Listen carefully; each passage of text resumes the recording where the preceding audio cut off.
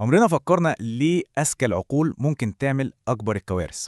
في الشرح ده هنفك شفرة العقل البشري المعقدة. الذكاء لوحده مش كفاية يحمينا من فخاخ العقل الخفية. دايما في زوايا مظلمة بتخدعنا وتوقعنا في الغلط. الحقيقة الصادمة إن العبقرية مش بتمنع الوهم.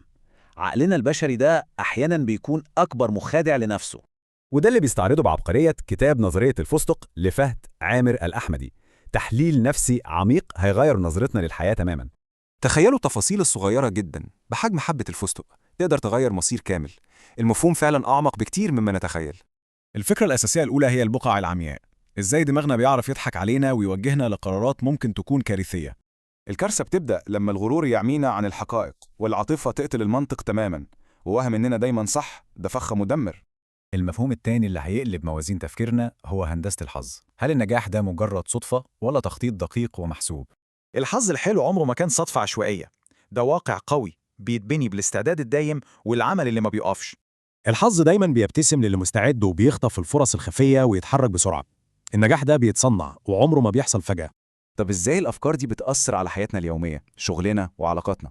الأثر النفسي هنا أعمق بكتير من خيالنا. الجميل هنا إن وعينا بالبقعة العمياء دي بيعمل زي تحديث لنظام عقلنا وبيحمينا من قرارات مالية وعاطفية مدمرة. الخطوات العملية بسيطة: نعترف بتحيزاتنا، نعيد برمجة عاداتنا اليومية، ونصنع بيئة تجذب الحظ. هو ده التطبيق الحقيقي. مقولة في الجون: الغباء هو ما يفعله الأغبياء. الذكاء الحقيقي مش بالشهادات، ده بيتقاس بالأفعال والتصرفات الواقعية. قاعدة ذهبية تانية: الحظ هو نتيجة التقاء الاستعداد مع الفرصة. لو مفيش استعداد، الفرصة هتطير ولا كأنها جت. الخلاصة: إحنا اللي بنبني عقولنا وبنصنع حظنا بإيدينا.